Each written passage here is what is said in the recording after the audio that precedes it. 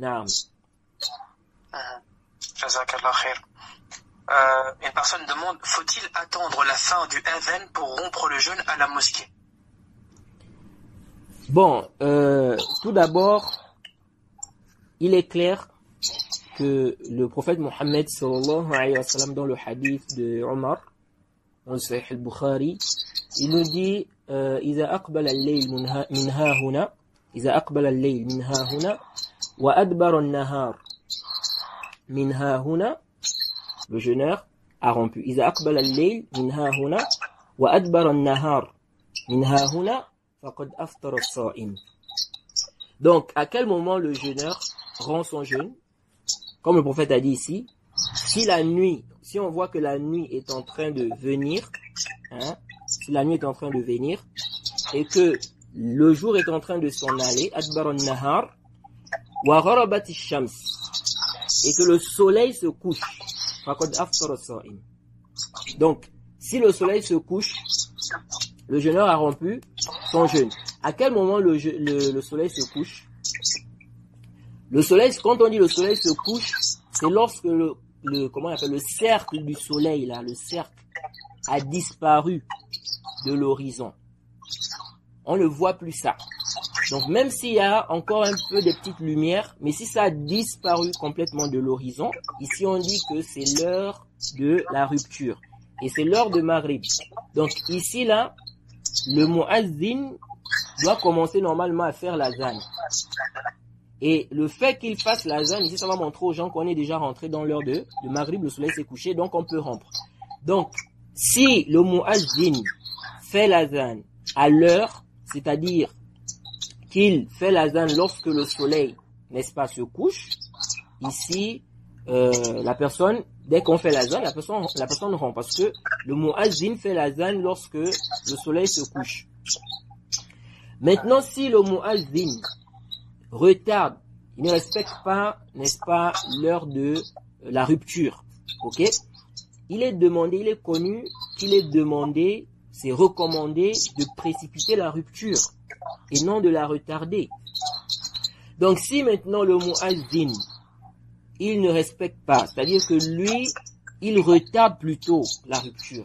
Si quelqu'un maintenant ici là, elle rompt lorsque le soleil se couche, mais avant l'azan du muazzin, est-ce qu'elle a un péché? Elle n'a aucun péché. Elle n'a aucun péché parce qu'elle a respecté l'heure. C'est le muazzin qui doit même, n'est-ce pas, faire l'azan, n'est-ce pas, lorsque le soleil se couche, il ne doit pas retarder en principe. Donc, si le muazzin respecte l'heure de la rupture, ici on dit dès que tu entends l'azan, tu romps. Si le muazzin retarde et que c'est déjà l'heure, tu peux rompre. Mais bien évidemment, on n'incite pas les frères ou bien les sœurs à faire des fitanes par rapport à ça, parce que ça crée souvent des fitanes dans certains pays. Il y a des frères, par exemple, voilà, qui veulent respecter la sunna. On a dit oui, lorsque le soleil, n'est-ce pas, se couche, comment on appelle, le jeûneur a rompu, n'est-ce pas? Ils vont dire oui, le prophète a dit lorsque le soleil se couche, et là le soleil se couchait, donc nous on rompt. Et des gens dans la mosquée disent non, il faut pas rompre et tout, on a dit à telle heure et tout ça, ils ont mis une heure fixe. Et après ça crée des fitanes. Nous disons, on ne veut pas créer des fitanes, ok? Donc la personne peut rompre sans pour autant extérioriser ça. Si c'est l'heure, parce qu'il est demandé de faire quoi, de précipiter la rupture. Donc, la personne peut rompre, ok, sans pour autant extérioriser ça. Mais toutefois, il est bien de conseiller, d'exhorter, n'est-ce pas, les muazzinoun, ceux qui font l'azan, pour leur dire que lorsque c'est l'heure, on doit rompre. Les calendriers là que les gens mettent, que non, telle heure, il faut rompre à telle heure. Ces calendriers là, en réalité, on doit régler ça en fonction du coucher du soleil. C'est-à-dire que on regarde le moment où le soleil se couche, c'est à ce moment-là qu'on doit mettre que donc la rupture c'est à telle heure. Mais on ne doit pas contredire ça en réalité. C'est-à-dire, c'est déjà la rupture, on dit non, parce qu'on nous a dit de rompre à telle ou telle heure. Alors que c'est déjà confirmé que c'est l'heure de la rupture. Donc, les imams dans les mosquées aussi doivent vraiment prendre au sérieux ce point-là, parce que il est recommandé de précipiter la rupture. On ne doit pas faire le contraire. Parce que c'est ce que les gens font aujourd'hui. Les gens maintenant, en ce qui concerne le sahour, qu'est-ce qu'on fait? on dit aux gens d'arrêter de manger, il n'est pas encore l'heure. Alors qu'on sait très bien que les textes sont clairs en fait. On nous a montré à quel moment, n'est-ce pas, on doit arrêter de manger. Le prophète Mohammed sallallahu alayhi wa sallam, dans le hadith dans le Sahih Muslim, le hadith de Samura, il dit la yaghurrannakum min suhurikum adhanu Bilal wala bayad al-ufuq al-mustatil hakaza hatta yastatiru hakaza. Le prophète dit que l'azan de Bilal ne vous trompe pas. C'est le prophète qui dit que l'azan de Bilal ne vous trompe pas, ni la lueur, la blancheur là, jusqu'à ce que cette blancheur là elle se propage à l'horizon. Parce que le début de Fajr, ça vient du côté de l'est, parce que le soleil se lève du côté de l'est. C'est pourquoi ceux qui cherchent souvent le début de Fajr, ils doivent regarder du côté de l'est. Donc ça vient là-bas, et donc ça va prendre, la lueur là va prendre tout l'horizon. En fait, on va dire ça va remplir l'horizon. Et donc, quand ça se propage à l'horizon là, ok, la lueur là, elle est apparue, c'est à ce moment-là normalement qu'on arrête. C'est là où on doit arrêter. C'est pourquoi le prophète Mohammed sallallahu alayhi wa sallam dans le hadith, il dit que l'azan de Bilal ne vous trompe pas. Pourquoi le prophète dit ça? Parce que Bilal faisait l'azan dans la nuit. C'est pourquoi dans un autre hadith, le hadith de Muslim, le hadith de Abdullah ibn Umar, le prophète Mohammed sallallahu alayhi wa sallam a dit Inna Bilalan yu'adhin bil-layl fakulu washrabu hatta yunadi ibn Maktoum. Il dit, le prophète Mohammed sallallahu alayhi wa sallam dit dans ce hadith que Bilal fait l'azan dans la nuit. Mangez et buvez. Écoutez bien ce que le prophète dit ici. C'est le prophète qui dit, ça c'est dans le Sahih Muslim. Le prophète dit fakulu washrabu. Mangez et buvez hatta yunadi ibn Maktoum. Il dit jusqu'à ce que ibn Maktoum va faire l'azan. Vous voyez? Et dans le hadith, on nous dit kana rajulan a'ma la yunadi hatta yuqalu lahu asbahta. C'était quelqu'un d'aveugle, il ne faisait pas l'azan jusqu'à ce qu'on lui dise qu'il est l'heure, c'est Fajr.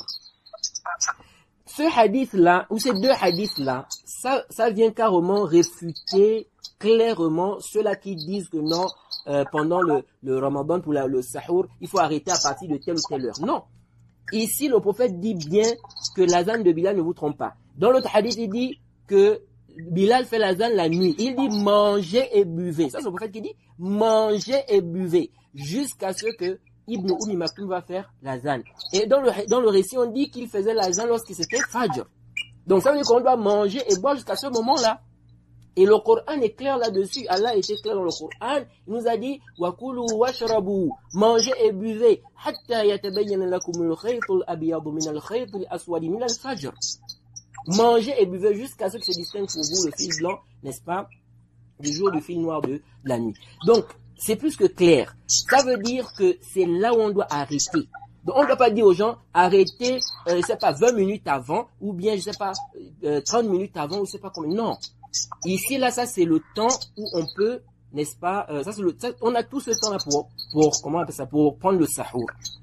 Maintenant, le véritable problème aujourd'hui, c'est quoi? C'est que les gens ont, comment je peux dire ça, ils ont inversé les choses. En ce qui concerne le sahur, on nous dit qu'il faut faire quoi? Il faut arrêter par précaution avant je sais pas combien de temps. Et en ce qui concerne la rupture, on retarde. Non, ça c'est le contraire. Et quant au hadith qu'on rapporte, n'est-ce pas, du prophète Mohammed sallallahu alayhi wa sallam, où on dit que le prophète, le hadith de Zayd ibn Thabit, parce qu'il y a certains qui citent ça pour dire que non, on doit, comment dirais-je, on doit arrêter le sahur comment on appelle ça, un temps avant en fait la prière. On nous dit que Zayd ibn Thabit a dit qu'il a pris le sahur avec le prophète Mohammed sallallahu alayhi wa sallam. Et on a posé la question, n'est-ce pas, à Zayd, on lui a demandé kam kana bayna al-adhan wa sahur. Il y avait combien de temps entre l'azan et puis le sahur là? Et il a dit qadru 50 aya. Il a dit c'était le temps où on peut lire 50 versets. Donc si on dit ici le temps où on peut lire 50 versets, donc on a dit entre l'azan et quoi? Et le sahur. Donc certains ont compris que donc ça veut dire que entre la fin du sahur et puis l'azan, il y avait ce temps-là. Donc ça veut dire que le prophète arrêtait de manger bien avant. Oui, mais nous disons non. Tout d'abord, ici là, on n'a pas dit que, c'est pas parce qu'on dit ici que l'heure où il faut arrêter le sahour, c'est, comment on appelle ça, lorsque le fajr rentre, c'est pas parce qu'on a dit ça, que ça veut dire que c'est obligatoire. C'est-à-dire que quelqu'un peut arrêter de manger bien avant. Oui, quelqu'un peut arrêter de manger bien avant. Le sahour, quelqu'un n'est pas obligé de prendre le sahour jusqu'à ce que fajr arrive. Quelqu'un peut arrêter de manger bien avant. Donc, si on nous rapporte par exemple que le prophète a arrêté de manger avant, n'est-ce pas, par exemple avant la prière, ça ne cause pas un ishkal. Ça ne cause pas un ishkal. En plus de ça, ce hadith en fait, en réalité, ce n'est pas entre l'azan et le sahour. Non. Ce hadith, en réalité, l'azan qui est visé ici, c'est l'iqama. C'est quoi? C'est l'iqama. C'est pourquoi il y a une riwaya qui est venue, je crois c'est dans Al-Bukhari, que lorsqu'on a posé la question à Anas, concernant le sahour et puis la prière, on lui a demandé Kam kana baina fararihima min suhurihima wa dukhulihima fi s-salah. On lui a demandé s'il y avait combien le temps qu'il y avait entre la fin du sahour et puis l'entrée à la prière. Il a dit qadru ma yaqra'u ar-rajulu 50 aya. Je crois la version est dans Bukhari. Il dit c'est le temps qu'un homme ou un homme peut lire 50 versets. Ça veut dire quoi en fait? Ça veut dire qu'en réalité, la riwaya où on dit entre l'azan et le sahour là, l'azan qui est visé là-bas c'est l'iqama. Parce que l'iqama on appelle ça aussi l'azan. Donc entre la fin, donc le hadith là vient montrer que ici là on parle en fait de la fin du sahour, entre la fin du sahour et puis l'iqama. Il y avait combien de temps là?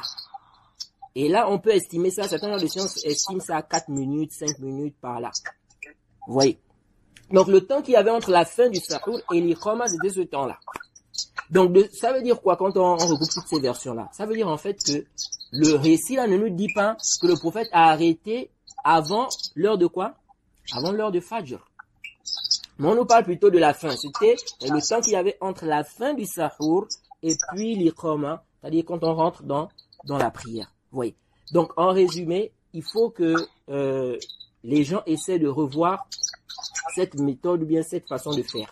On doit précipiter la rupture et on doit, n'est-ce pas, retarder le sahour. C'est ce qui est même demandé. Vous voyez, c'est pourquoi dans ce hadith, on tire que le prophète retardait le sahour.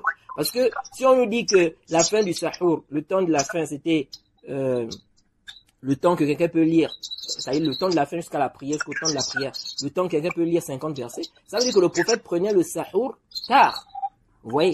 Et donc, quand il terminait, le temps qui restait entre ce temps-là et puis la prière, c'était pas un temps qui était long. Naam. Et quiconque fait scission d'avec le messager, après que le droit chemin lui est apparu, et suit un sentier autre que celui des croyants, alors nous le laisserons comme il s'est détourné, et le brûlerons dans l'enfer. Et quelle mauvaise destination!